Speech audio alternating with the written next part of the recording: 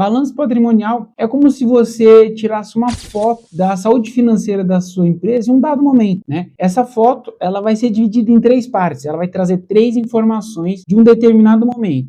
Primeira parte vai ser os ativos. Ativo é tudo aquilo que você tem ou tem direito, né? Ou seja, sua empresa tem dinheiro em caixa, aplicações, contas a receber, a parte boa de ter um negócio. Já a segunda parte do balanço, na maior parte por obrigações. As obrigações são todas as dívidas que o seu negócio tem. E por último, tem o patrimônio líquido, que no frigir dos ovos é o ativo menos o passivo, né? E aí vai gerar o patrimônio líquido da sua empresa. Normalmente, esse patrimônio líquido ele é formado pelo dinheiro que você investiu na empresa e os lucros ou prejuízos acumulados que a sua empresa teve durante a vida dela. Se você fez um bom trabalho, espero que ela tenha mais lucros que prejuízos. Se tiver prejuízo, é melhor tomar cuidado.